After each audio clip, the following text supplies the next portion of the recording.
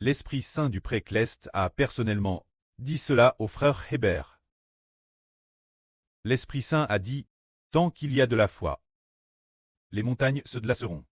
C'était en l'an 2023, dit le jour du 11 décembre. Tant qu'il y a de la foi, les montagnes se glaceront. Alors, avec un cœur de foi, comment les montagnes se glaceront-elles? Les frères et sœurs comprennent. Une personne de foi, la puissance de Dieu, entrera-t-elle l'intérieur d'une personne de foi? Une personne de foi, la vie du Seigneur Christ, entrera-t-elle l'intérieur de ceux qui croient au Seigneur Christ? Si le frère Hébert s'appartient, Louim, ne croit qu'un Louim, ne croit pas au Précleste et au Seigneur. Alors le frère Hébert est juste un homme dont la force ne peut que porter 100 djinns. Mais si le frère Hébert a la foi, a une foi absolue, alors la puissance de Dieu entre l'intérieur de la personne de foi, rendant le frère Hébert capable de placer de grandes montagnes, capable de répandre la vie toutes les nations. Tout comme dans le livre de Zacharie dans la Bible. Dieu a dit la prophétie. Ces paroles ont dit Zorobabel, ni par la puissance, ni par la force, mais par l'Esprit Saint. Et il a dit grande montagne, oh, que n'es-tu rien devant Zorobabel? Tu seras aplani. C'est parce que le Zorobabel ici est le frère Hébert. Frère figure le frère Hébert. On peut seulement dire que le frère Hébert compte sur l'Esprit Saint. Grande nation, toutes les nations de la terre, devant le frère Hébert, seront toutes aplanies.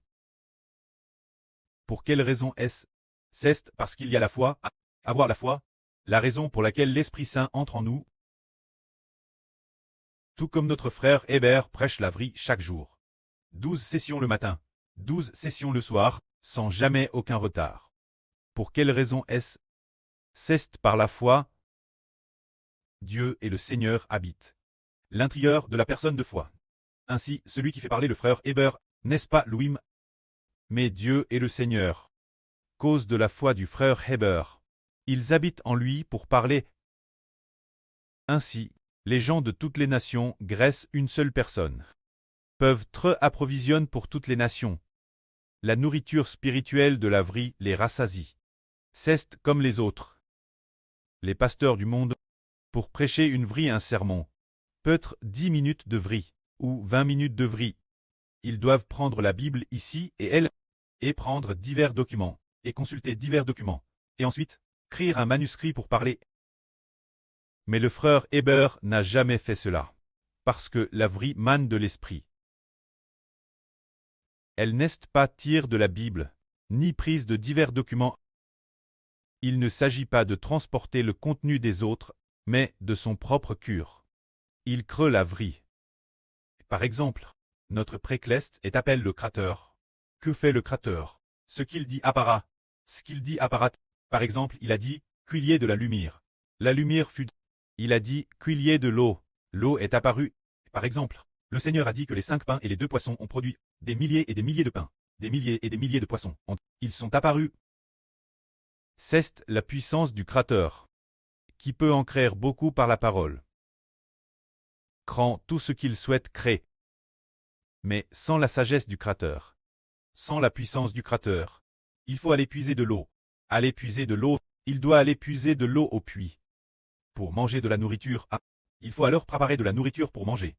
Mais comme ils le disent, il en va de madame pour les religieux qui prêchent, mais grâce la foi, l'Esprit de Dieu et du Seigneur entre dans le frère Hébert. Pour dire la vie, elle jaillit directement du cœur.